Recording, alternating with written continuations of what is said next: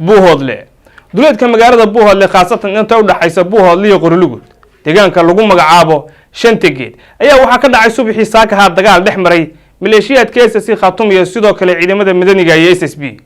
halkaasi ay isku farasaareen subaxii hore saakaha ayaa dagaalka waxa sababay kadib markii maleeshiyadu hogaaminayay ninka loo yaqaan Cabdimadowe kaasi oo la sheegay in xilligan uu ku dhoomaaleysanayo deegaanka buuhoodle ayaa subaxii hore saakaha deegaanka shangeed ku soo qaaday duulaan isla markaasna isku dayay dad xoolo dhaqato ay halkaasi ku sugnaa inay ka dhacaan xoolihii halkaasi ay ku raacanayeen dadkan xoolo dhaqatada ayaa dhawaan deegaankan u soo guuray sidaan wararka ku helayno kadib markii halkaasi roobay ka deen taasi oo xilligan uu istusay Cabdimadowe inuu halkan ku boobi karo hantidaasi intaas kadib waxa ka war helay ciidamada madaniga ay halkaasi ku sugnaa isla markaasna ugu sii diyaar garoobay deegaanka ugu horeyntii markii halkaasi soo gaadheen ay bilaabeen dhibaataynta ay ku sameynayaan dadka deegaanka iyo sidoo kale xoolo dhaqatadaba ayaa waxa ka hortagay ciidamada madaniga ay halkaasi ku sugnaa halkaas waxa ku dhex maray dagaal soconaya muddo saacada intaas kadibna guud ahaanba waxa ku gacan sareeyay ciidamada madaniga ee SSB kuwaasi oo meesha ka saaray maleeshiyaadkii soo duulimaad tagay isla markaasna doonayay inay boobaan dadka deegaanka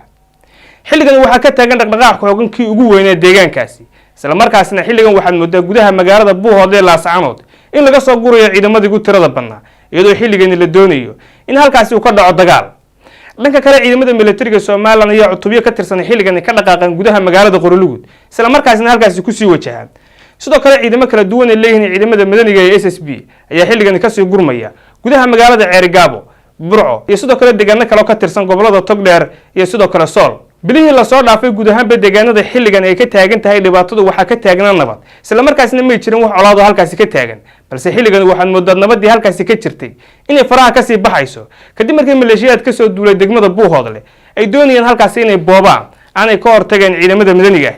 tan ayaa waxay sababtay isku dhacan gurmadkan iyo sidoo kale ciidamadan kala duwan ee ka soo gurmaya qaybaha kala duwan ee gobolada Sool Sanaag iyo Togdheer dhanka kale gobolka Sanaag waxa ka taagan dhaqdhaqaaq ciidan deegaanka goof kaasi oo xilligan ay ku soo gurayaan maleeshiyaadka SSB Khartoum ciidamada ugu tirada badnaa aanay xilligan doonayeen dib dagaal uga bilaabaan gobolka Sanaag ayagoo duulimaad ku ah deegaanada ay deegaan beesha garxajis isla markaasna xilligan aad moodaysid in halkaasi dagaal dib ugu qarxayo labada dhinac xilligan waxa ka taagan ciidamo ay soo gurmayaan iyo sidoo kale xaalad colaadeed waxaad moodaa xilligan inay dib u soo cusboonanayaan colaadihii laga nastay ee halkaasi ka taagnaa sanadkii la soo dhaafay iyo sanadkan gudihiisaba oo bishan gudaheeda aad moodaysay xaaladdu inay degan tahay balse xilligan aad moodid guud ahaanba inay xaaladdu faraha ka baxayso aanay isu bedelayso xaalad colaadeed wixii wararka ka soo kordha waxaad kula wadaagi doonaa muuqaalada kuwan xiga